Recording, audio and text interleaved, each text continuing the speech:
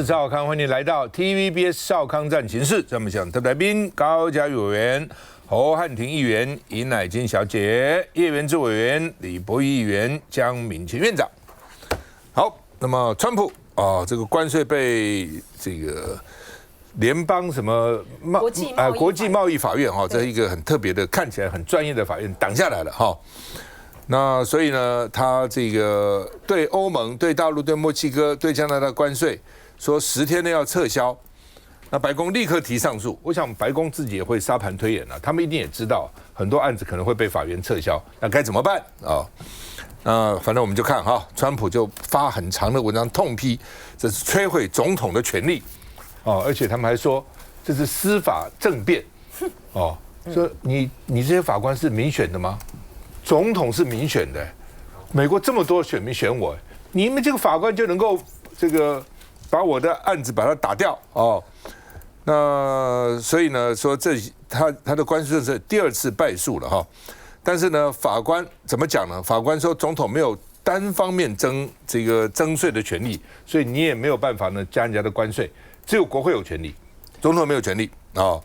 那国会是在西方国家，在民主国家是很重要的，因为它是这么多直接选举的。虽然总统也是直接选举，但是总统有总统的权责，国会有国会的权责。那另外呢，现在各国报怎么办呢？你谈还是不谈？谈不谈？所以呢，现在情势非常的混乱一度呢美股大涨，后来涨的也没那么多昨天我看开始的时候涨，后来稍微没那么多。大陆外交部酸了，说你看这个川普终于还是不得人心的。当时你在解放日4月2号说要加我们关税，结果你看看你越权吧，这个不得人心吧，连法官都不同意你但是川普呢立刻上诉以后呢，上诉法院又踩了刹车，说呢虽然他是所谓踩刹的意思就是说呢，他也没有说行也没说不行，他说呢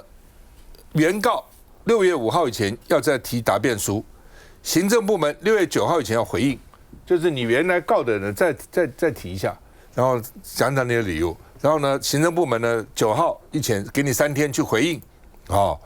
所以呢，他暂停下级法院的裁决，因为他现在是上诉法院嘛，然后呢说呢，这个反正就暂停了，那暂停的话呢，就是原来的这个行政命令还有效。所以虽然关税有争议性，还是有效，还继续争你所以到底要怎样啊？那白宫的顾问呢，纳瓦罗Navarro 呢，这是这个大学教授那他曾经因为不愿意到国会作证被关起来，关了几个月所以川普很欣赏他。你看这个人忠心耿耿，宁愿被关也不屈服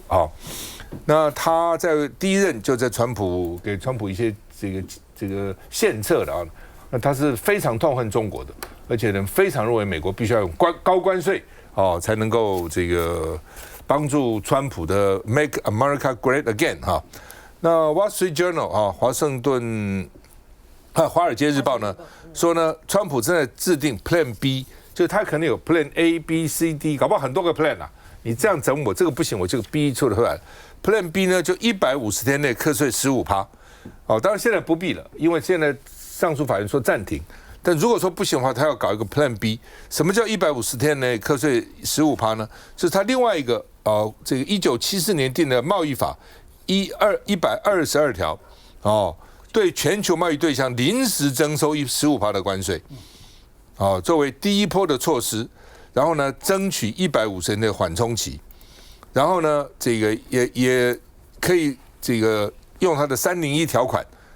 来实施个别的关税，所以他有很多招，这招不行有另外一招但这一招呢15%关税呢有150天，你可以在150天等一个下一个阶段的缓冲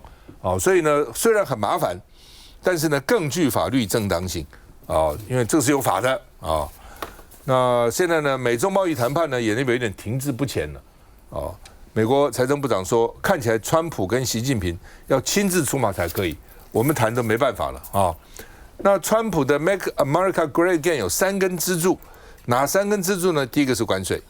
第二个是政府开支要减少，第三要减税那关税就是川普在搞的，那减少政府开支的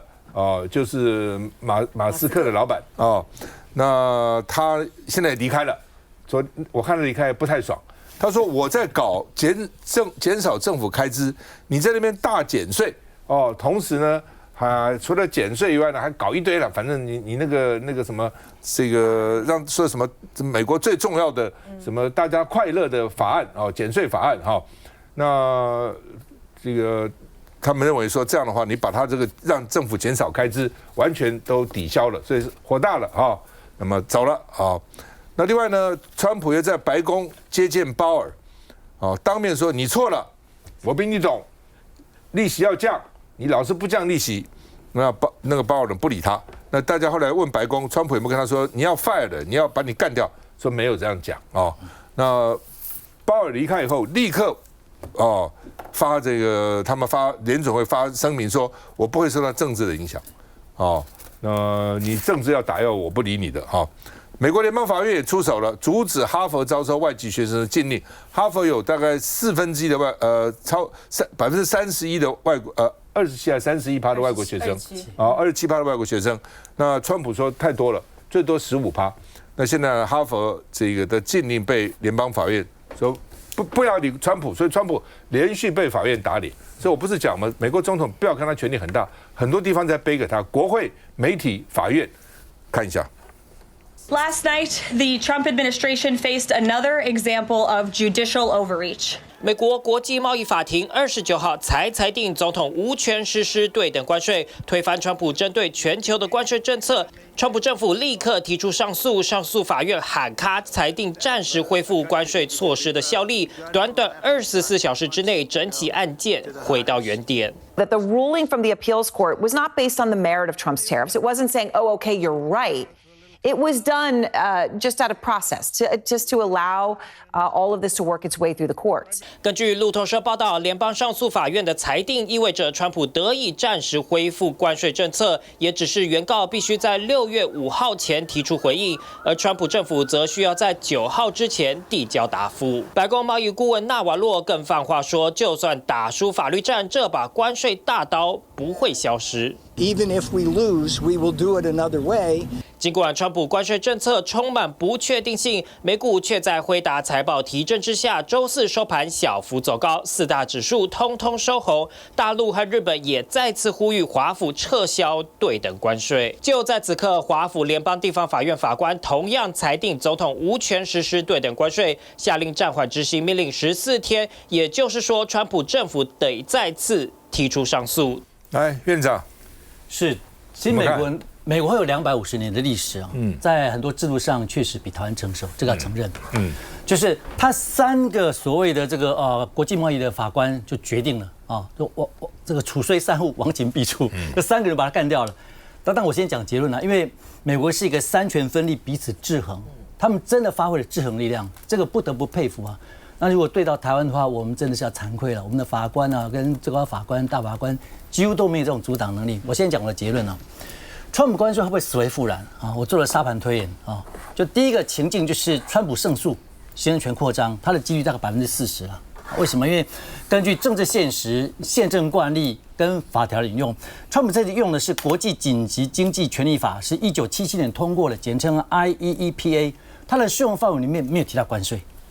所以我们看到说，这个国际贸易法院简称 CIT 说的是对的，因为他没有提到关税，所以它被称为关税的核按钮。如果一旦通过了，将来总统权力就无限大。好像问题是，最高法院呢，如果推翻初级法院的如果推翻了 CIT 的判决，承认总统有关税的权利的话，未来全球贸易会大洗牌重组。那这个当然折中了，多数的媒体跟《华尔街日报》《纽约时报》都说，在50%啦，它会采取折中，就是中级联邦法院，在美国13个这个所谓的上诉法院，12个是地区型的。那这个呢是在1972年是由上诉法院专利跟国家索赔2个合并的，它有12名法官。那他现在就是采取说上诉之后呢，他认为他引用法条是说，被告这一方就是川普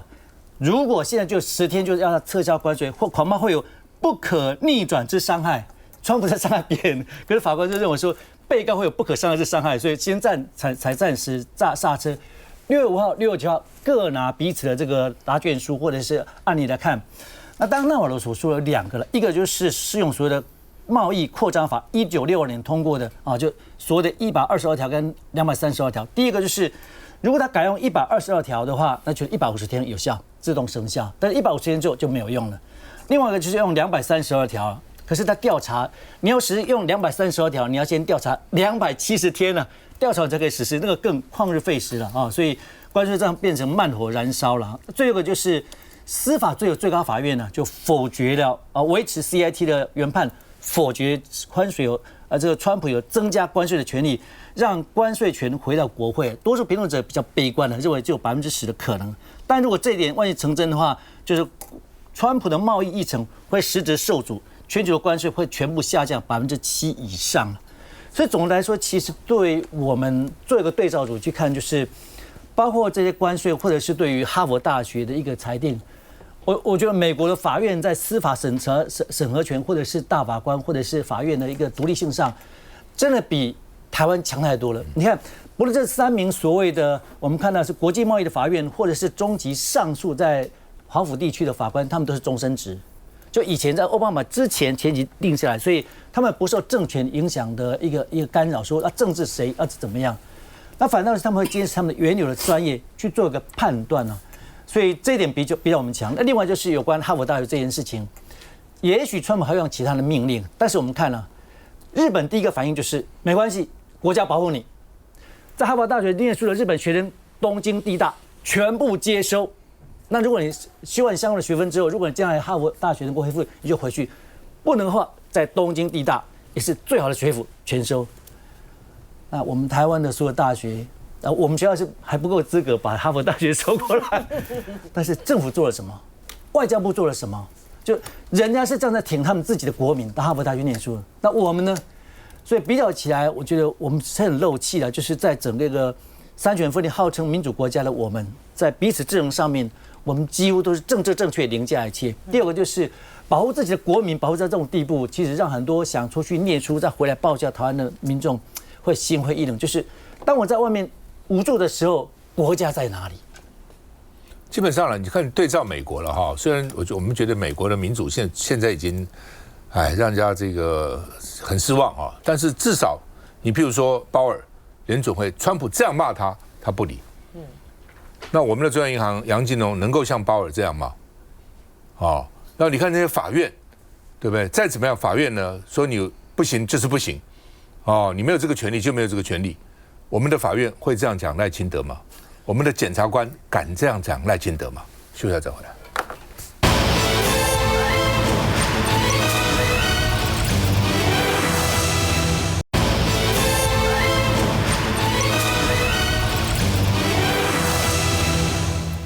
好，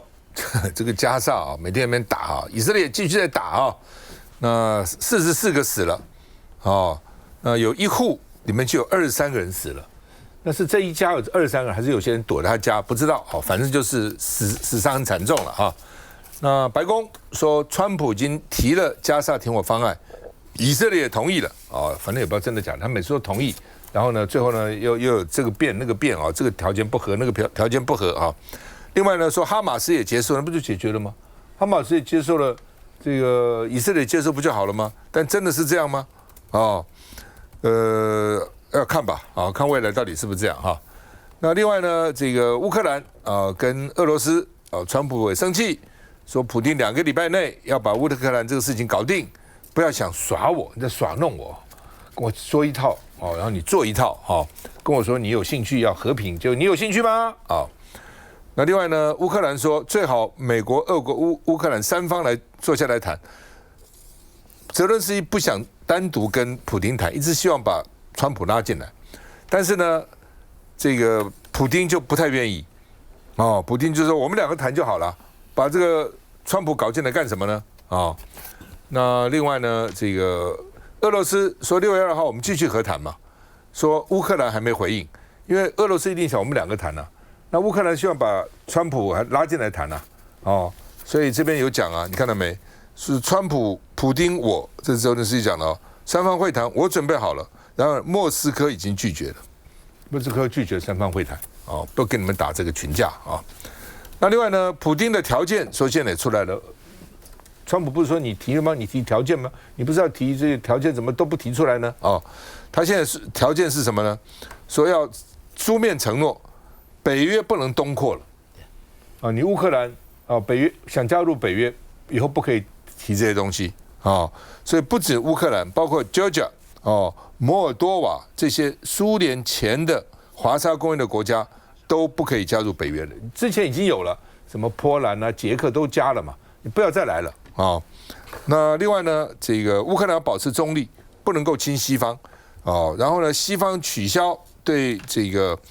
俄罗斯的制裁，解冻俄罗斯在西方的主权资产，保护乌克兰境内的俄语使用者。什么意思呢？就之前其实他这个俄罗斯打乌克兰之前，他们里面搞好几年在里面了啦。哦，那乌克兰里面像乌东有很多是亲俄罗斯的，就被乌克兰这边打压。哦，不管是宗教、语言都被打压。啊，你用俄罗斯讲话就打压你，也杀了不少人，迫害了不少人。所以俄罗斯这一打是把过去这些血债、血还通通要回来。我们看一下。大批加萨难民涌入仓库拿走物资，为了粮食甚至大打出手。这里是联合国位于加萨中部的仓库，当地时间28号遭难民闯入，场面混乱，更传出有2人不幸死亡。加萨惨况让巴勒斯坦驻联合国大使忍不住愤怒情绪，在安理会敲桌痛哭。Children are dying of starvation. The images of mothers embracing their motionless bodies, caressing their hair, talking to them, apologizing to them. This is unbearable. How could anyone tolerate this sorrow?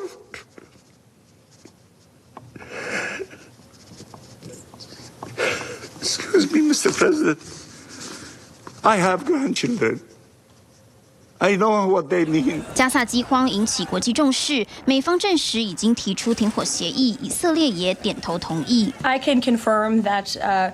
Special Envoy Witkoff and the president submitted a ceasefire proposal to Hamas that Israel backed and supported. Israel signed off on this proposal before it was sent to Hamas. 只是对于协议内容，白宫没有透露，哈马斯是否愿意停火也是未知数。梁元之。那么现在白宫提出来的那个以巴停火，其实这只是一个暂时的停火了，因为都还没有达到双方想要的目的。像巴勒斯坦现在是希望能够永久停火，然后希望以色列可以撤出嘛。那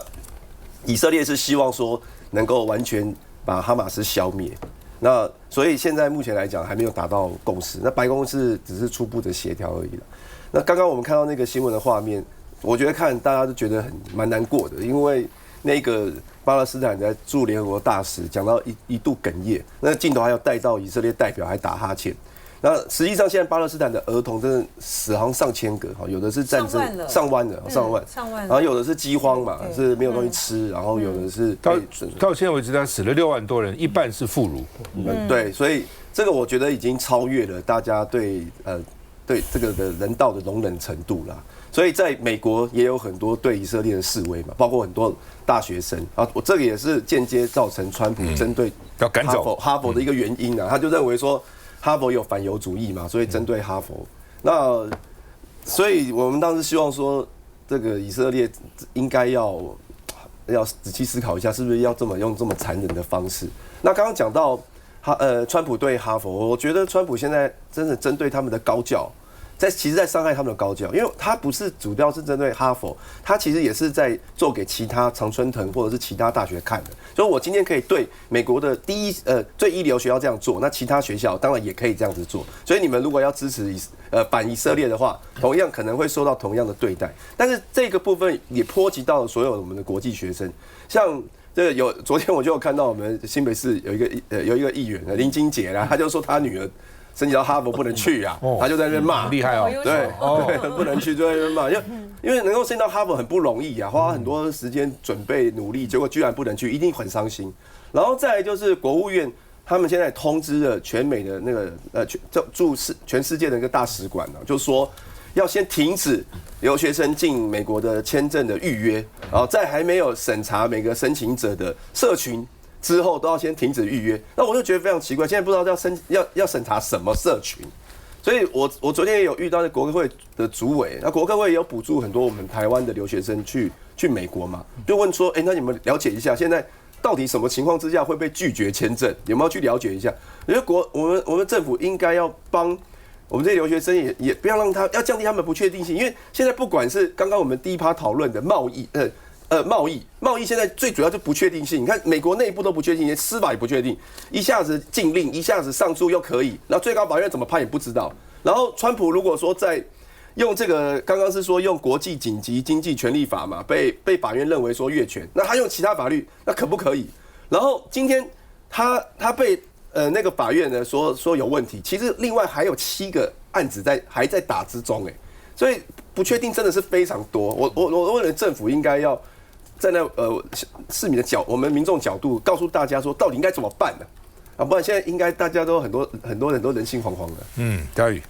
我觉得个性决定命运啦，川普的个性就是非常的自大嘛，然后一意孤行，而且大家也会觉得他不尊重专业，所以从一路以来，他对关税的政策，对于很多不管是调停俄乌战争等等，他好像都觉得全世界都必须要听他的。那到演变到你看，对于哈佛收国际学生他的态度，然后说美国不需要这么多硕士，我们最需要的是水电工。可是他忽略了说，美国就是因为高阶的人才全部都汇集到美国才有今天这么强大可以发展出 Apple 这么多的高科技。就你说这些人都没有用，我们最需要的就是制造业、水电工等等。你要让制造业回流，然后你要让美国都是水电工。那这样子的美国就是过去支持川普的这些人啊，因为川普就认为高知识分子都是支持民主党，然后呢，这个共和党就是农业线，然后铁锈带等等。所以对于川普来讲，他到底把这些美国的他的选民或是人民当作什么呢？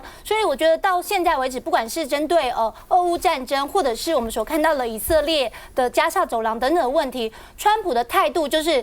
他认为说他叫谁停火谁就会停，可是事实上都是阳奉阴违普丁也不理他。以色列表面上说要协停调停，但是纳坦雅胡他有自己的选举的问题，还有他自己个人的等等在以色列内部的问题，也不可能听川普的。那到关税政策，大家看到一方面在这个加关税，然后导致物价高涨，一方面要给美国人民减税。问题是美国人一看到这个产品这么贵，你的减税对他们来讲一点意义都没有，所以这个政策也是矛盾的。那美国的经济制造业有没有回流呢？事实证明制造业的回流在新增的投资里面不到6%，那整个经济衰退的情况比想象中还要严重。所以川普现在面临的最大问题就是，即使法院踩了刹车说这些都不行，即使专家学者都告诉他说这些政策可能有违背美国经济等等这些问题，但川普还是觉得他最大他想做就做，所以美国最后会变成什么样？我觉得大家也都拭目以待。我刚刚嘉宇讲那个川普说硕士有什么用，水电工比较重要，好像也是真的。这是川普讲，不是我讲。我觉得讲的还不错，对，要给这些职业学校。读硕士、读博士读出来能干嘛呢？手无缚鸡之力嘛。美国水电工多贵，你们知道吗？你要找一个水电工到你家里，就是一点点马桶、水龙头稍微修一下，他只要到你家，在大都市都是几百美金，一出发就是几百美金。随便动手修个东西，可能就300、500美金你就没有了。所以为什么美国人很多喜欢自己动手做？因为水电工太贵了。所以呢，川普大概前一阵被水电工敲诈了，所以现在说了，还不如多培养点水电工，不要收我那么多钱。休息一下再回来。